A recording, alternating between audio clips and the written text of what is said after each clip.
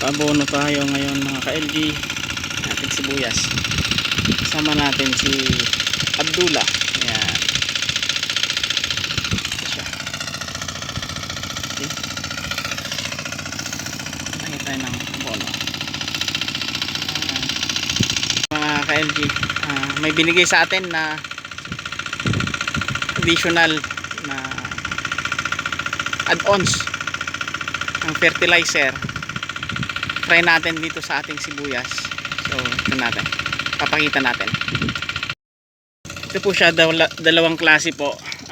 Minix po natin dito. So i-reveal natin yung pangalan ng product after siguro 1 week. Makikita natin yung epekto nya. So ito si Abdullah. Yan, bali 3 kahon yung pwede niyang lagyan dito, or 4, depende sa akot. Pero dito sa tapat ng ating makina, yung palatandaan natin. Okay.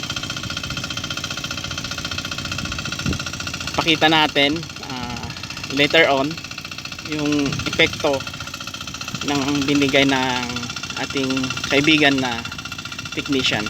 Bagong product nila, minix natin sa Triple 14 tsaka kunting urea. Hinalo po natin. Okay. Okay.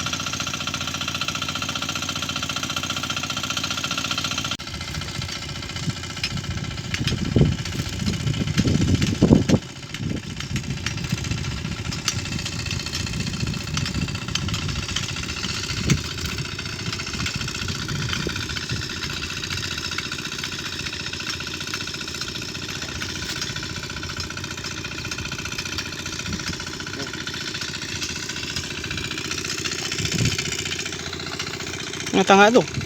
Ha? Nangatado. Ang aras mo.